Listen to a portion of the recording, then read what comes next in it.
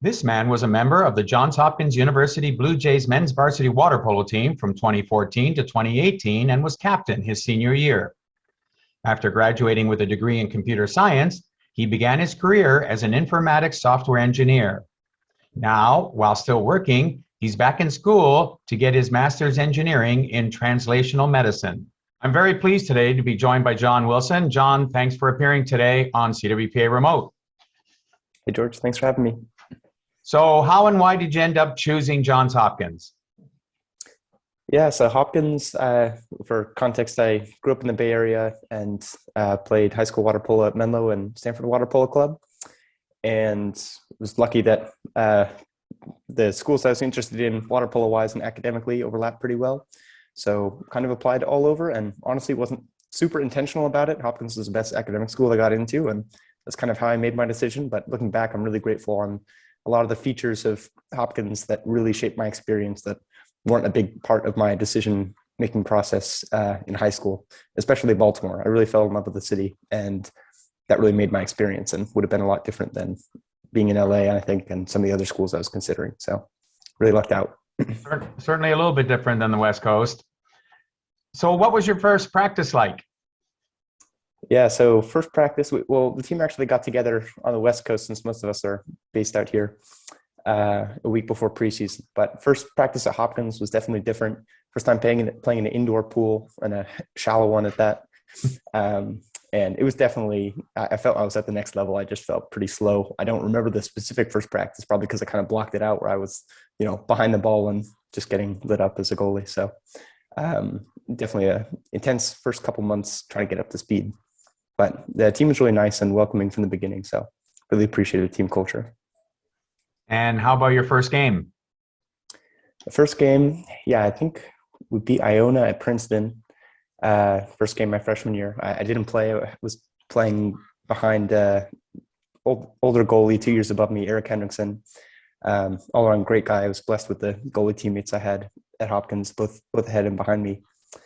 And I remember in that game there was a lightning warning from a big thunderstorm in New Jersey, and there's certain rules about being able to play even indoors when there's lightning. So the games were delayed, and I remember Eric was scared about getting electrocuted in the pool, so he was in his Speedo and then his tennis shoes for insulation up until we had to jump in to warm up.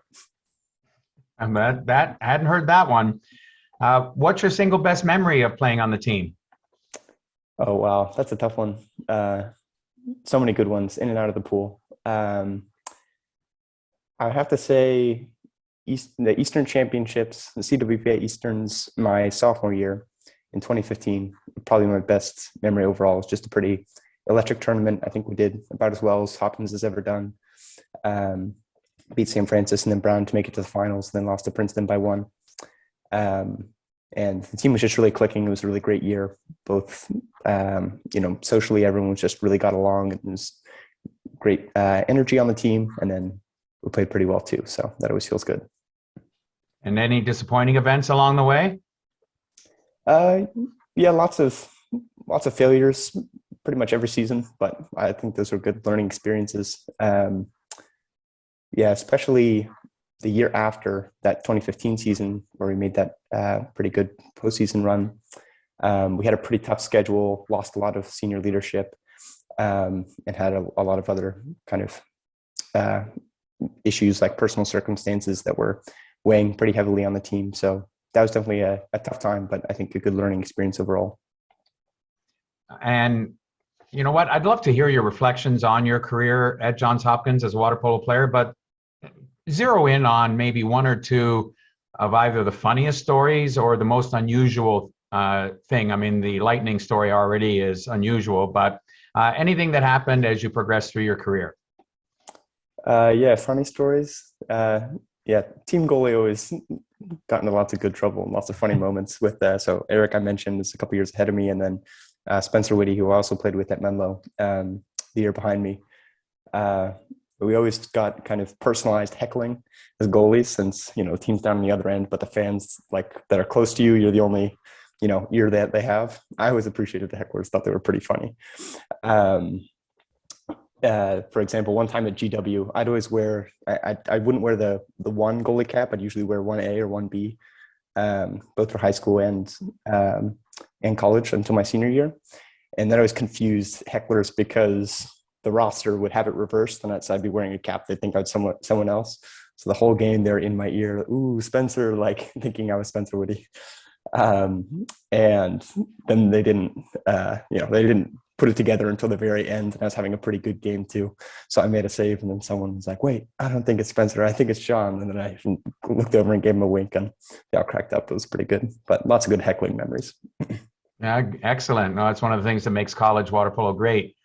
Well, before we get into your current endeavor, I know our viewers and me too, I'd like to know what a bioinformatics software engineer is.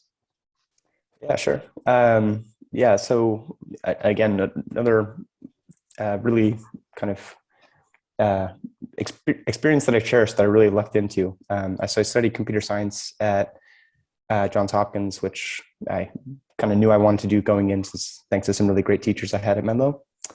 And all the best applications at Hopkins were medically oriented, so computer integrated surgery, computational genomics, things like that. So I was fortunate to have some really good professors at Hopkins that kind of got me into genomic research.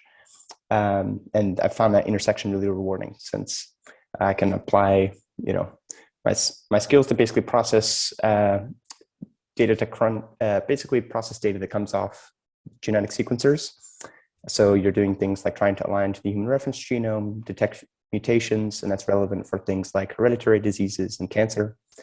So that's basically what I'm doing day to day, is either trying to develop new algorithms to detect those variations more accurately, or just trying to make it more computationally efficient. And at what point and how did you decide that this was your career calling?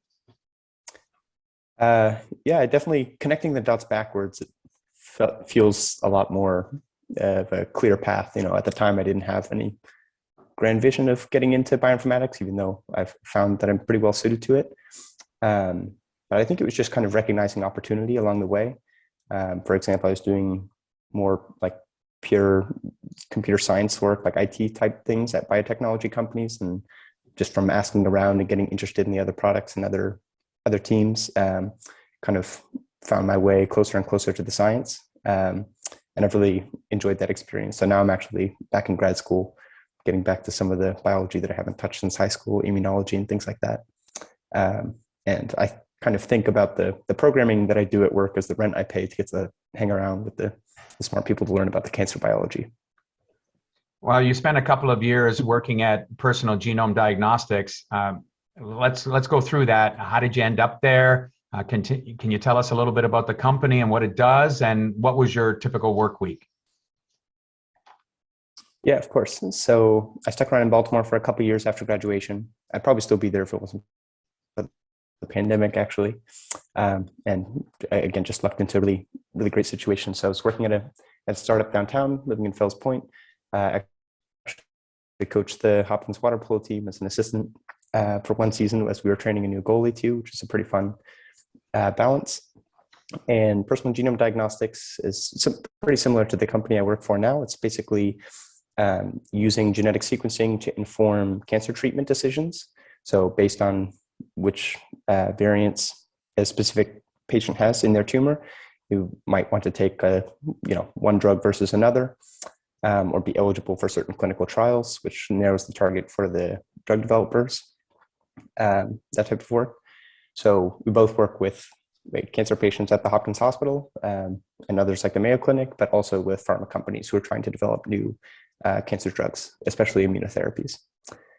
So my kind of path to PGDX and my experience there. So I actually moved back to Baltimore for a different job, which was kind of unrelated, but it's just kind of where I wanted to be. I was living with my best friend who I played with at Hopkins, and just wasn't ready to leave the city. And then the other job fell through. So I was there thinking, okay, I need to make rent in a couple of weeks, time to call around, which ended up being a blessing in disguise, because I only considered companies kind of within walking distance from the apartment I was already living in.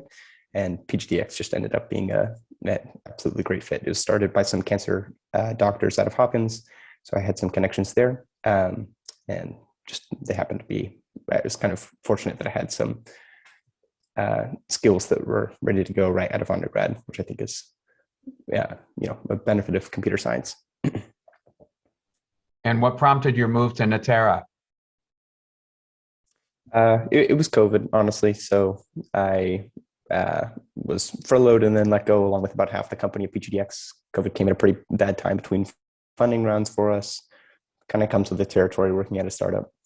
And I had about a month left on my lease, left in Baltimore. So came back home to the Bay Area, which I was planning to do eventually. And then a recruiter reached out for Natera, and it was kind of doing similar work to what I was used to. So yeah, that's kind of how I made my way back out here.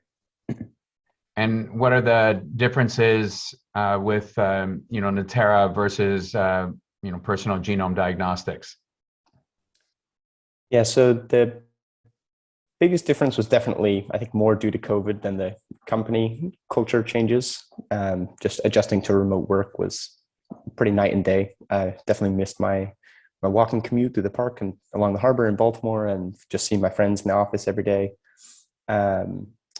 Shifting to more remote work, which I felt like kind of independent of the company, just feels a bit more transactional, where you're kind of, maybe have less of a social relationship with your coworkers, and you're there to kind of deliver your code and clock out, which was unfortunate because I found a lot of, it was pretty meaningful for me to have that community at work. That wasn't a Terra thing. I think that was more of a COVID thing, and probably, players have experienced going through remote school, same deal. It's not the same if you don't get to walk to class with your friends and all that. But it was really cool opportunity to keep getting closer to the science, learn about some rare genetic disorders, which just kind of enriched my, knowledge about biology, and just kind of got me closer to medicine too, which I'm pretty interested in. And then it was on to Personalis. Again, what prompted the move? How did you get there? Yeah, so the biggest consideration in my move to Personalis was graduate school. So I'd actually, I applied to a master's program. It was the only one I applied to. It's this Master's of Translational Medicine program. It's joint between Berkeley and UCSF. So I knew I was going to do that, and it was kind of non-negotiable. But as I heard that I got in, I was being, like a recruiter reached out from Personalis, and I was like, well, I'm planning to just kind of quit my job and go to grad school. And they were open to flexible work. And they're like, would you consider ramping up full-time, working part-time while you're in school, and then coming back afterwards? And I was like, okay, yeah, that sounds pretty ideal. Get to still use both sides of my brain while I'm in school. Since my job at Personalis is still programming primarily, and at school, like I mentioned, it's more immunology, healthcare economics, trying to do some problem finding in the medical technology space, that type of work. So it ended up being a great balance. Nice to still have a little bit of income and not have to worry about job applications when I can go back full time in the summer once I graduate. And I really love the team there too. It's interesting how big of a difference there is, even though it's all still remote. Like, I feel like I really feel the difference in the team culture at Personalis, and really grateful for everyone there. Well, at Personalis, and you're going to go back there after you get your master's, where do you see the job pathway inside the company for you? So kind of parallels to water polo, I think I find a lot of meaning in coaching and helping other people. So I'm still happy as an individual contributor, and I think I'll continue programming for as long as that's feels like I'm making an impact on my company and I'm learning. But I would really like to coach at work and help people who are in my position kind of get up to speed. Especially, I think there's a lot of good opportunity for either computer science students who aren't or kind of like medically inclined but don't really know like how to overlap the two, or people who come more from the hard sciences like biology or chemistry and don't necessarily want to do lab work. I think bioinformatics is kind of a good merger of the two. since everyone's kind of self-taught, for example, I have never had a boss that has a computer science degree. Almost everyone is like a bio PhD that learns to pick up the programming along the way. And I'd kind of love to help the next generation of bioinformaticians make that bridge, depending on which side they're coming from. Oh, that's a great approach. Any thoughts at all of going to med school and combining that with your computer science ability? Medical school might be kind of overkill. I mean, if it was free and I had a clone of myself, absolutely. I think it would be super fun. But I think one lesson I learned from water polo is kind of finding the right fit on your team is really important. Not necessarily about having the best skills, but like leveraging the skills that you do have most effectively. In the pool for me, that was goalkeeping, which I'm really grateful for. When I started freshman year of high school, I could hardly swim, couldn't egg beater. Like maybe I could have made it as a field player, but I don't think I would have been able to play in college, and I don't think I would have gotten as much out of the experience. Similar in the working world, I feel like if I really wanted to go down the medical path and committed to it, I think I could make it. But I don't think there's anything about me that would make a particularly special doctor. I'd rather be try to lean into the things that I am better at and use that to help patients. Well, you partly answered my next question, and it related to the fact that we've talked about your collegiate water polo career a bit, and we've talked about your working career a bit. And I was going to ask about how you feel your water polo career has impacted your working career. Yeah, I think there's a lot of parallels between water polo and working world. I see it almost every day. I think two specific skills and experiences that have really translated well. The first one I just alluded to was finding your fit on the team. So like I mentioned, I could hardly swim, couldn't egg beater, and didn't have very many skills to bring to the team freshman year at Menlo when I started playing. But we didn't have a goalie, and saw that as a good opportunity, and ended up being a blessing as I made it to the next level, where I got to play for Jack Bowen, which was just an experience I really cherished all around. And similarly in the working world, I feel like, I'm not the best programmer around or anything like that, but I do feel like I've been able to do pretty well for myself by finding the high value projects to focus on. So I feel like really finding your fit within the team and knowing yourself and your strengths and your weaknesses is more important than, whatever they happen to be. And then the second experience that I think translated really well is just getting familiar with kind of changing team dynamics and changing leadership. This was something that was pretty natural and I would guess familiar for other athletes. I didn't really notice it at the time, but, constantly getting used to graduating your senior class, getting a new coach as you move to the next level, adjusting to just roster attrition through injuries or school or, kind of whatever's pulling people out of the pool. And that ended up being, I think, really valuable experience in the working world, where there was a lot more of that, changing team dynamics than I would have expected. For example, at Personal Genome Diagnostics, I had friends that left to go work for other companies, or layoffs where we had a, reorg and I got a new boss, and, a lot of my teammates were gone. I kind of had to readjust to that. And I felt like relative to my peers, I kind of could handle that with a bit more composure and confidence because I was pretty used to it from athletics.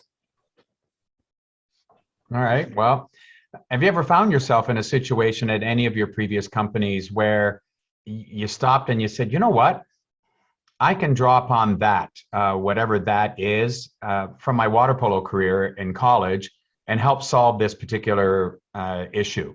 Never happened? Yeah, all the time. I feel very grateful for some early coaches I had, specifically Jack Bowen and Clark Weatherspoon at Stanford. And I feel like a lot of their lessons just kind of apply to everything, and I lean on those all the time at work. One specifically that I think about that Jack imparted on our team and also the goalies we'd work with is that, even the goalies at the highest level, like the national team training to make the Olympics, they're doing these same kind of basic fundamental exercises and just doing them really well, like super consistently, trying to get better every day, finding their, the little adjustments to fine tune. And it's really all about those fundamentals, like excellently applied. And I think about that at work all the time, where it's, doing the basics, like keeping a consistent work log, documenting your work, communicating consistently with your teammates, just showing up to work in a good mood, and all of that, and the rest kind of takes care of itself when you're showing up on time and just doing all the little things right. All right. Well, change tack a little bit here, and often people, in situations where they've left school, etc., get asked in interviews about what would you tell your younger self, but I like to approach it the exact opposite way. So I'd like to know what John Wilson, college water polo player, would be telling John Wilson, bioinformatics engineer. Oh, I really like that question. Yeah, I actually think about that quite a lot. That's like one of my, I guess you call it like a meditative practice. Like I always talk to like my older self or my younger self, or my kids or my grandkids or my friends when they're older, things like that. So I would really enjoy talking to my younger self, I feel like. I think he would generally be pretty proud. He'd say, keep up the good work. I feel like my life is pretty well aligned with my values right now. And another kind of personal mantra I have is like, trust your future self. So I don't think he'd have too much advice to say. He'd just be like, I already trust you, so keep it up. Good words. So finally, watching today, we have high school students and their parents who are looking at selecting a college, and we have potentially college water polo players who are thinking about careers after college. What pieces of advice would you give to these people about college water polo and how it can impact a potential working career? Yeah. Well, my first advice would definitely be go for it. I think it's a really good community and great support network. And just really enriches your college experience all around, and helps with work as well. And my advice for kind of navigating both the college admissions process and the kind of that early career search would be to kind of visualize yourself on that team or at that company, and try to find the people that have already been there and reach out. I find that there's no harm in asking, and people are generally very generous with their with their time to kind of help people and pay forward the help that they received along the way. So I was really fortunate to talk to at pretty much all of the schools I visited when I was considering colleges, talk to older Menlo or Stanford water polo guys who were happy to walk me around campus, kind of talk about the team dynamics and all that.